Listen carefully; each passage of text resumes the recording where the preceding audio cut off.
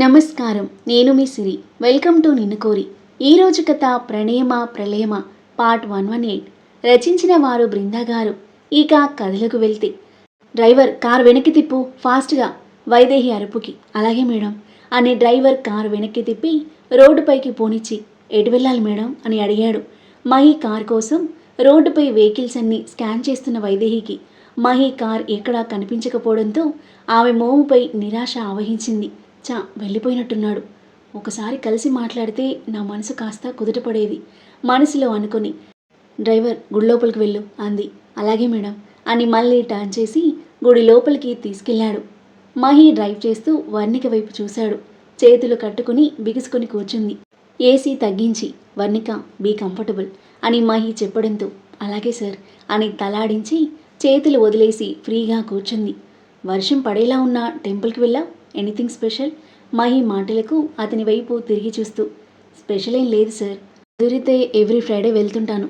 చిన్నప్పటి నుండి నాకు బాధ కలిగినా సంతోషం కలిగినా అమ్మవారికి షేర్ చేసుకోవడం అలవాటు. ఎవరు లేని నాకు ఆ అమ్మవారే అమ్మ. వర్ణిక చెప్తుంటే బాధగా తన వైపు చూశాడు మహి. కొన్ని క్షణాలు డల్గా అయిన వర్ణిక వెంటనే మొహంపై నవ్వు పులుముకొని, కాసేపు గుడిలో సమయం గడిపితే మనసు చాలా ప్రశాంతంగా ఉంటుంది సార్. అందుకే టైం కుదుర్చుకొని మరీ ప్రతి ఫ్రైడే వెళ్తాను అంది చిన్నగా నవ్వుతూ. దట్స్ నైస్ అన్నాడు మహి చిన్న స్మైల్తో. వర్షం తగ్గడంతో విండోస్ ఓపెన్ చేశాడు మహి. రోడ్డుకి ఇరువైపులా వర్షానికి తడిచి ఇంకా అందంగా కనిపిస్తున్న పచ్చని చెట్లు, మబ్బుల చాటు నుండి అప్పుడే బయటికి వస్తున్న సూర్యుడు. చాలా ఆహ్లాదకరంగా ఉంది వాతావరణం. కార్ విండో నుండి వీస్తున్న చల్లని చిరుగాలి దేహానికి తగులుతుంటే కార్ మ్యూజిక్ సిస్టంలో వస్తున్న మంచి మెలోడియస్ మ్యూజిక్ని వింటూ ప్రశాంతమైన చిరునవ్వుతో విండో నుండి బయటికి చూస్తున్న వర్ణికని చూసి చిన్నగా నవ్వుకొని స్మూత్గా డ్రైవ్ చేస్తున్నాడు మహి. ఆఫీస్కి చేరుకునేసరికి తడిచిన వర్ణిక శారీ గాలికి ఆరిపోయింది. మహి కోట్ అతనికి అందించి, thank you so much sir అంది. నో మెన్షన్ చిన్నగా నవ్వి మహి కార్ దిగగా శారీ సరిచేసుకుని కార్ దిగి అతని వెంట ఆఫీస్లోకి కదిలింది వర్ణిక. కృతి ఫ్లాట్కి వచ్చేసరికి ఆది నిద్రలో ఉండగా ఉదయ్ బాల్కనీలో ఫోన్ మాట్లాడుతూ ఉన్నాడు. మెల్లిగా లోపలికొచ్చి డోర్ దగ్గరగా వేసిన కృతి ప్రశాంతంగా పడుకున్న ఆదికి ఫ్లయింగ్ కిస్ ఇచ్చి ఉదయ్ దగ్గరికి అడుగులు వేసి అతని వెనుక నిలబడి ఏం మాట్లాడుతున్నాడా అని ఆసక్తిగా వింటుంది. ఓకే బాయ్ అని ఉదయ్ ఫోన్ పెట్టేగా, అప్పుడే అయిపోయిందా అనుకుంటూ కృతి వెనక్కి జరిగేలోపే ఫోన్ పెట్టేసి వెనక్కి తిరిగాడు ఉదయ్. హాయ్ కృతి, ఎంతసేపు అయిందొచ్చి? ఇప్పుడే సార్. ఫోన్లో ఎవరు అని నవ్వుతూ కళ్ళెగిరేసి అడిగింది. ఉదయ్ నవ్వి, ఆఫీస్ ఫ్రెండ్ అంటూ లోపలికి నడిచాడు. అలాగా, నేనింకా మీ మహి ఏమో అనుకున్నాను అంది అతని వెనకాల నడుస్తూ. ఏ కోతి, మెల్లిగా మాట్లాడలేవా? ఆ కీచు గొంతేసుకొని నా మంచి నిద్ర డిస్టర్బ్ చేశావు మత్తుగా కళ్ళు తెరుస్తూ అన్నాడు ఆది. కృతి మూతి ముడుచుకుని గుర్రుగా చూసి, మీ మంచి నిద్ర డిస్టర్బ్ చేసినందుకు నేను మీకు జోలపాడి నిద్రపుచ్చుతాను సరేనా అంది. ఏం అవసరం లేదు, నీ మాటలే చెవులకు తూట్లు పొడుస్తున్నట్టుగా ఉన్నాయి. ఇంకా పాడితే చెవులు పగిలిపోయి చెవుడొస్తుందేమో. ఆది మాటలకు పళ్ళు బిగించి కళ్ళు చిన్నవి చేసి కొన్ని క్షణాలు చూసి, ఉదయ్ సార్ విన్నారా మీ ఫ్రెండ్ ఏమంటున్నారో అంది ఉక్రోషంగా. మీ మధ్యలోకి నన్ను అస్సలు లాగకండి అని నవ్వుతూ అన్నాడు ఉదయ్ ఫ్రిడ్జ్లో వాటర్ బాటిల్ తీస్తూ. కృతి ఫోన్లో తలదూర్చిన ఆది వైపు చూస్తూ, అంతేలేండి, మనిషే ఇష్టం లేనప్పుడు మాట్లాడే మాటలు మాత్రం ఇష్టంగా ఎందుకనిపిస్తాయి అని గొనుక్కుంటూ చైర్లో కూర్చుంది. వాడు కావాలని నేను ఉడికించాలని అన్నాడులే, పట్టించుకోకు అని వాటర్ బాటిల్ ఆదికి ఇచ్చి చైర్లో కూర్చున్నాడు ఉదయ్. అవును ఉదయ్ సార్, మీకు మహి అంటే ఇష్టమే కదా, పెళ్ళెప్పుడు చేసుకుంటున్నారు మరి అని అడిగింది కృతి కుతూహలంగా. ఉదయ్ ఏం చెప్తాడా అని ఆది తల తిప్పి చూస్తుంటే ఉదయ్ అతని వైపు చూస్తూ, వాడు పెళ్ళైన వెంటనే నా పెళ్ళి అన్నాడు. ఆ మాటలకు ఆది మొహంలో భావాలు మారిపోయి అసహనంగా మొహం పక్కకి తిప్పుకున్నాడు. కృతి ఆది రెస్పాన్స్ కోసం అతన్ని కళ్ళప్పగించి చూస్తూ ఉండగా కొన్ని క్షణాల మౌనం తర్వాత, నా పెళ్లి మీద ఆశలు పెట్టుకుంటే నీ పెళ్లి మీద ఆశలు వదిలేసుకోవాల్సి వస్తుంది అన్నాడు ఆది మొహం తిప్పకుండానే. ఆ మాటలు విని కృతి మొహం చిన్నబోయింది. డల్గా ఆది వైపు చూస్తున్న ఆమెను కుదుపుతూ, వాడి మాటలు పట్టించుకోకు అని చెప్పాడు ఉదయ్ మెల్లిగా. కృతి తలాడించి మౌనంగా ఉండిపోయింది.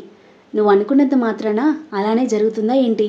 ఏదెలా జరగాలో ఆ దేవుడు ఎప్పుడో డిసైడ్ చేశాడు, చూద్దాం ఆ గాడ్ ప్లాన్ ఏంటో అనుకుంటూ ఉదయ్ కిచెన్లోకి వెళ్ళగా తల వంచుకొని గోళ్లు చూసుకుంటున్న కృతి వైపు కొన్ని క్షణాలు చూసి చిన్నగా నిట్టూర్చి తల తిప్పుకొని సూటిగా చూస్తూ ఉండిపోయాడు ఆది. కాసేపటికి టీ తీసుకుని వచ్చిన ఉదయ్ డల్ ఫేస్తో ఉన్న కృతిని, సీరియస్ ఫేస్తో ఉన్న ఆదిని మార్చి మార్చి చూస్తూ, మీరిద్దరూ కొట్టుకుంటూ తిట్టుకుంటూ ఉంటేనే బాగుంటుంది. ఇలా సైలెంట్గా ఉంటే నాకు పిచ్చెక్కుతుంది. కాస్త ఈ టీ తాగి ఈ సైలెన్స్ని బ్రేక్ చేయండి అన్నాడు. కృతి చిన్నగా నవ్వి టీ తీసుకోగా, నువ్వు కూడా కాస్త నవ్వొచ్చు కదా అడిగాడు ఉదయ్ ఆదికి టీ ఇస్తూ. టీ తీసుకుని పళ్ళు కనపడకుండా వింత నవ్వు నవ్విన ఆదిని చూసి నవ్వుకుని పక్కన కూర్చొని టీ తాగేశాడు ఉదయ్. మీరిద్దరూ ఏదైనా గేమ్ ఆడుకోండి, నేను కాల్ అటెండ్ అయ్యి వస్తాను అని చెప్పి ఉదయ్ గదిలోకి వెళ్తుంటే, నేను వెళ్తాను సార్ ఇంకా అంటూ చైర్లో నుండి లేచింది కృతి. అప్పుడే వెళ్తున్నావా? కాసేపు ఆదితో గేమ్ ఆడుకోవచ్చు కదా కృతి. ఆయన ఫేస్ చూసారా ఎలా పెట్టారో? ఇప్పుడు నేను గేమ్ అన్నానంటే నన్నే బాల్ లాగా అటు ఇటు విసిరేస్తాడు అంది ఆది వైపు చూస్తూ. ఆ మాటలకి ఆది తలెత్తకుండా కళ్ళు పైకెత్తి చూస్తుంటే ఉదయ్ చిన్నగా నవ్వి, అయితే ఇద్దరు సూపర్ మార్కెట్కి వెళ్ళి గ్రాసరీస్ తీసుకురండి, అలా గాలికి తిరిగితే మైండ్ రిఫ్రెషింగ్గా ఉంటుంది అన్నాడు.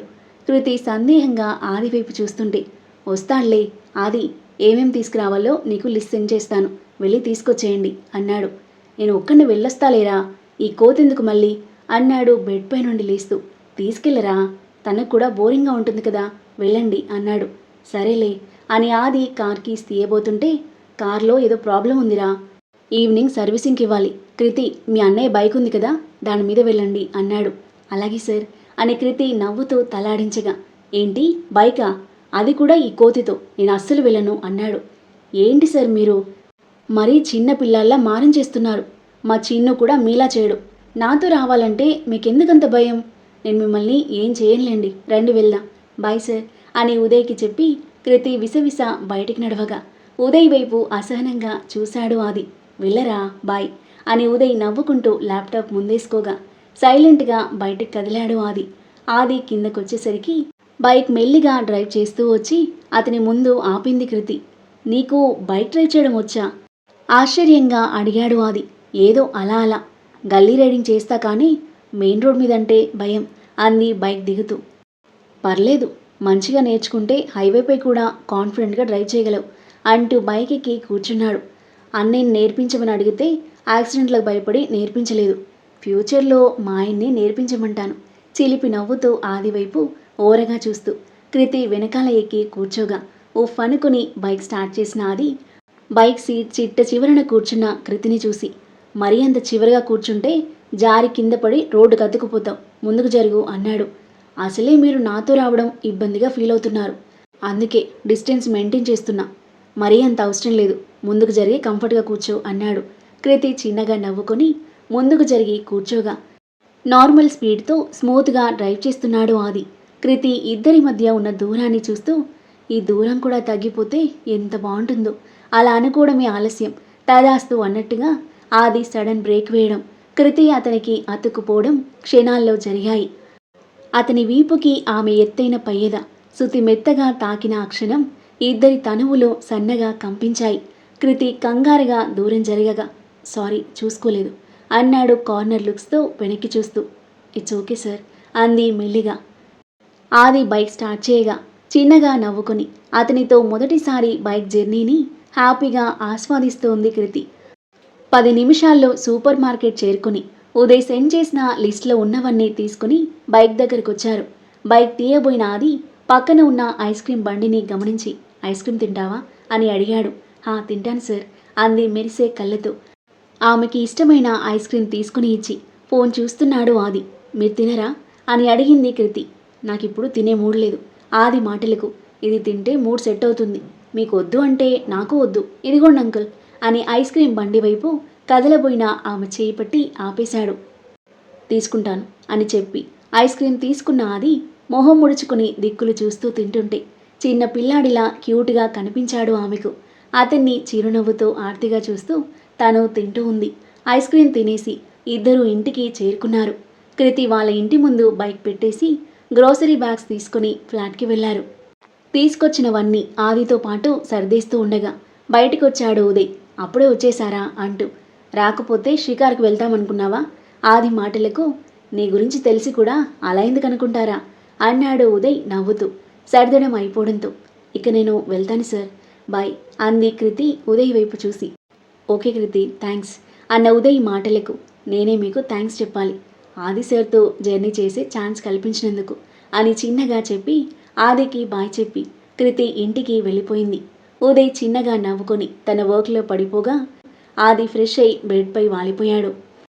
బయటికి వచ్చి మాటి మాటికి రోడ్డు వైపు తొంగి చూస్తున్న ఆరుని గమనించి నవ్వుతూ దగ్గరికొచ్చింది మీనాక్షి.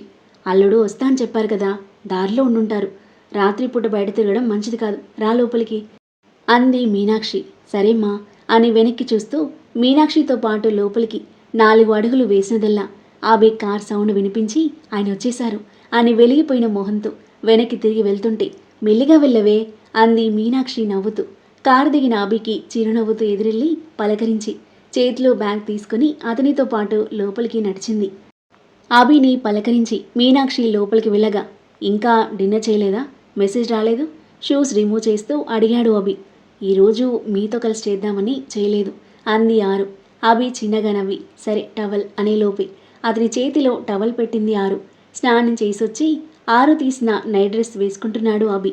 ఆరు అతని షర్ట్ బటన్స్ పెడుతూ నేను మిమ్మల్ని చాలా మిస్ అయ్యాను, మీరు నన్ను మిస్ అయ్యారా అసలు అని అడిగింది అతని కళ్ళలోకి చూస్తూ. ఆమె కళ్ళలోకి కొన్ని క్షణాలు నవ్వుతూ చూసిన అభి ఆమె మొహాన్ని చేతిలోకి తీసుకొని ఆరు రియాక్ట్ అయ్యేలోపే ఆమె పెదవులను అందుకున్నాడు. గాఢంగా కిస్ చేసి ఆమె ఊపిరి భారమవుతుండగా వదిలి గట్టిగా శ్వాస తీసుకుంటున్న ఆమె వైపు చూస్తూ ఇప్పుడు అర్థమైందా నేను ఎంతగా మిస్ అయ్యానో అవి మాటలకు ఆరు సిగ్గుపడుతూ మాటలతో కూడా చెప్పొచ్చు కదా అంటూ అతని గుండెల్లో ఒదిగిపోగా action speak louder than words నవ్వుతూ అన్నాడు ఆమె చుట్టూ చేతులు బిగిస్తూ.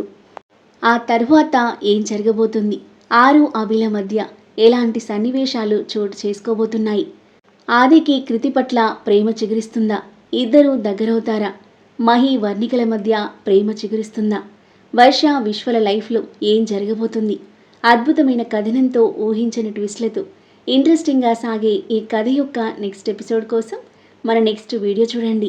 కథ నచ్చితే లైక్ చేసి కామెంట్ చేయండి. ఇంకా ఇలాంటి ఇంట్రెస్టింగ్ స్టోరీస్ కోసం మన ఛానల్ని సబ్స్క్రైబ్ చేయండి. Thank you for listening.